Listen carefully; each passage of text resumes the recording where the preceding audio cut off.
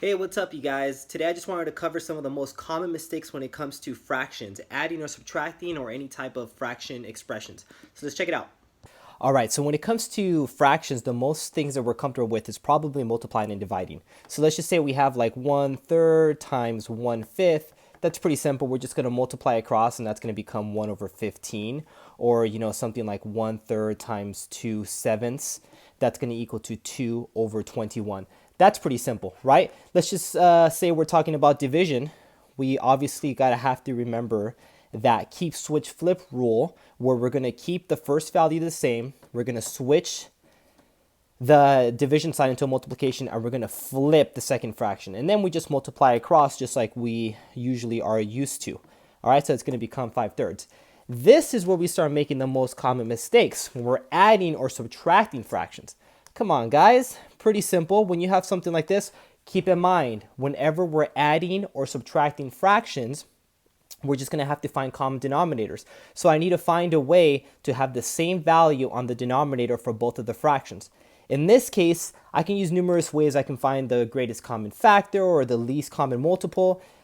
One of the key things, or a lot of the shortcuts that students do, they just say, you know what, I'm just going to multiply this value by that denominator and multiply this number by that denominator. Meaning that I'm going to multiply this, the top and the bottom, by 5, and I'm going to multiply this, the top and the bottom, by 3. That's going to give me 5 over 15 and 3 over 15, meaning that this is going to equal to 8 over 15. Okay? But we're talking about the most common mistakes here, right? A lot of people forget to find common denominators. For whatever reason, one of the mistakes that people make is they add this together and they have 2 over 8. No, please don't do that, okay? We want to make sure that we keep common denominators when it comes to adding or subtracting fractions, okay?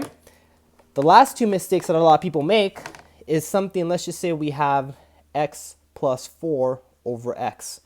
For some reason, algebra students like to say, oh, this is just going to cancel out and it's going to become something like 1 plus 4, or I don't know, 4. Nope, please do not do that. No, we don't want to do that, right? Because it's not going to make any sense. Think about it. If we have x plus 4, right? According to our logic, we said that's going to equal to like some sort of like 1 plus 4 or maybe 4, right? We can always just test it out. We can plug in, let's just say a 2 for the x.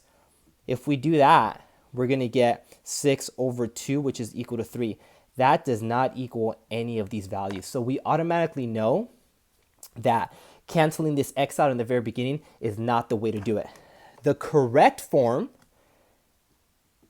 is to rewrite this, right, using the same common denominator. So this is our denominator for this entire fraction, meaning that we can rewrite this as x over x plus 4 over x. All right, that gives us the same common denominator, meaning that now I can cancel out that x over here, which becomes 1 plus 4 over x. Okay, using that example, making like x equal to 2, I can just do 1 plus 4 over 2. That's equal to 1 plus 2, which is equal to 3, which is what we had before.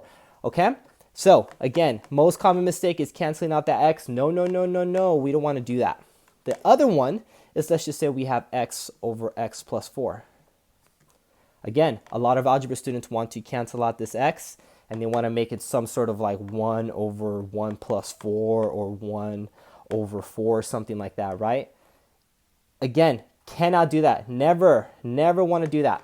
All right, let's just try it out. Again, if we were to plug in 2 for x, just to double check if that actually equals, some sort of answer like this, we have 2 over 2 plus 4. That's going to equal to 2 over 6, which is 1/3. It's none of these, right? The real way to simplify this is to leave it just like that.